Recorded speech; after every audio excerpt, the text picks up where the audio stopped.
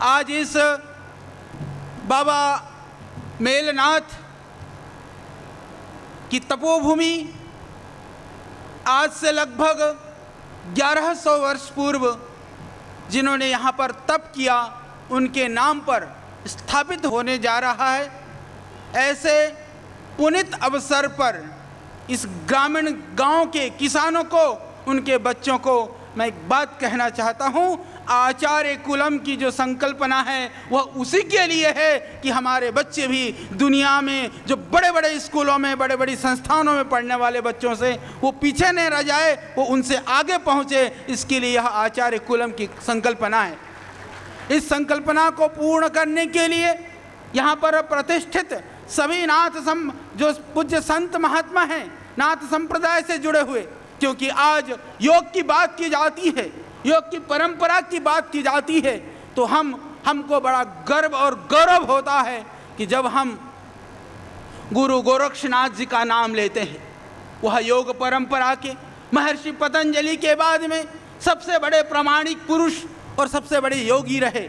उस योग की परंपरा में, उस योग की परंपरा ने विशेष करके इस हरियाणा की धरती में बहुत क्षेत्रों में बहुत सारा काम किया है। बड़े बड़े तपस्वी और बड़े बड़े ऊर्जावान, बड़े दिव्य संत हुए हैं, और उस संत की परंपरा को, उस योग की परंपरा को बढ़ाने के लिए आज शिक्षा की आवश्यकता है। वह भारतीय संस्कृति, परंपरा और मूल्य आश्रित होना जरूरी है। उस परंपरा को बढ़ाने के लिए इस नाथ संप्रदाय में एक नई पहल करने के लिए मैं हमारे परम आत्मीय, परम वंदनीय हमारे बाबा राजनाथ जी को भी बहुत शुभकामनाएं देता हूँ। इस मंच पर विराजमान सभी महापुरुषों का वंदन करते हुए मंच के सम्मुख विद्यमान प्रातः काल से बैठे हुए सभी हमारी पूज्य मातृशक्ति सज्जनों को भी मैं शुभकामनाएं अर्पित करता हूँ। इस बीहड़ जंगल में, गांव से दूर हजारों की संख्या में आप प्रातः काल से यहाँ पर बैठे हुए हैं। हम सबका यही स्वप्न है, इस देश को, इस देश की माटी को, इस देश की सुगंध को पूरी दुनिया में हम कैसे पहुँचा सकते हैं। इसके लिए श्रद्धेय स्वामी जी का एक स्वप्न है। उस स्वप्न को पूरा करने के लिए हम लोग सर्वविध प्रयत्नशील हैं। यहाँ पर भी इस कार्यक्रम के लिए हमारे हजारों कार्यकर्ता भाई बहन रात दिन एक करके लगे हुए थे। तो इस तरह की समर्पित जो टीम है, जो युवा शक्ति है, मेरी बहनें हैं, मेरे भाई हैं, वो लगे हुए हैं। और हमको पूरा विश्वास है कि जिस संगठन के पास ऐसे समर्पित कार्यकर्ता हों, जिसको कोई स्वार्थ नहीं है, कोई चाह नहीं है, बस चाह है तो इस देश का गौरव कैसे बढ़े, तो वो संगठन, वह संस्था निश्चित रूप से बहुत भारत को, भारत के वैभव को आगे बढ़ाने में वो सामर्थ्यवान हो सकेगा। यह हमें पूरा विश्वास है। आप सबके पुरुषार्थ से यह अभियान प्रारंभ हो रहा है और पतंजलि का अहर्निश यही प्रयास है। जब श्रद्धेय स्वामी जी ने योग प्रारंभ किया, बहुत सारे लोगों ने उस योग को कई तरह से मजाक बनाने का प्रयास किया कि बाबा जी कहते हैं कि योग से बहुत बीमारियां ठीक होती हैं। जब बीमारियां ठीक होने लगी तो लोगों ने कहा कि ये तो बाबा के लोग हैं, क्योंकि किसी को हजम नहीं हुआ। जब बाद में बड़े बड़े लोगों ने, बड़े बड़े सम्मानित व्यक्तियों ने जब कहा कि मुझे भी लाभ हुआ, तो लोगों की आंखें खुली। चाहे योग की बात, फिर आंदोलन की बात है। जब श्रद्धेय स्वामी जी ने प्रारंभ किया तो लोगों ने कहा कि ये बाबा तो सिरफिरा है कि इस तरह से आंदोलनों से कहीं व्यवस्था का परिवर्तन होता है। हमारे कई सारे अपने जुड़े हुए लोगों ने कहा कि स्वामी जी यह आपका प्रयास है, यह आप अपने आप का, अपनी यश प्रतिष्ठा को, मान सम्मान को दांव पर लगा करके लगे हुए हैं, उचित नहीं है। पर श्रद्धेय स्वामी जी ने एक अर्जुन की तरह से एक तक एक लक्ष्य निर्धारित करके उस लक्ष्य को भी प्राप्त किया, तो लोगों ने श्रद्धेय स्वामी जी के लोहा को माना। इसी तरह से अब शिक्षा में जो परिवर्तन की बात है, उसके लिए भी अभी हम जिस बड़े रूप में श्रद्धेय स्वामी जी लग रहे हैं, मैं विश्वास है हमें कि एक दिन पूरी दुनिया समझेगी कि श्रद्धेय स्वामी जी की सोच और उनकी जो गहराई है वो कितनी मजबूत और कितने दृढ़ संकल्प से यह प्रेरित था। इसी तरह से स्वदेशी की बात अभी माननीय मंत्री जी कह रहे थे।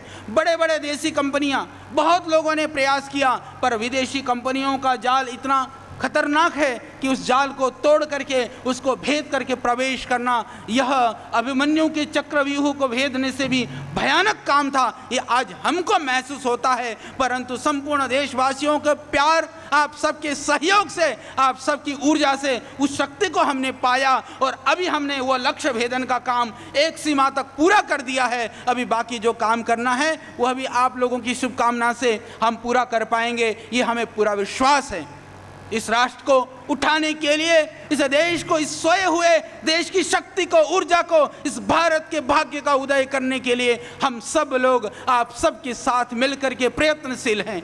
यह सोने की चिड़िया थी और है। योग और आयुर्वेद कोई श्रद्धेय स्वामी जी ने पैदा नहीं किया, वो हमने नहीं किया, वो हमारे ऋषियों की विधा थी, पर उस विधा को हम भुला बैठे थे। उस भूली हुई चीज़ को उन्होंने स्मरण कराया तो भारत का वैभव जागृत हो उठा।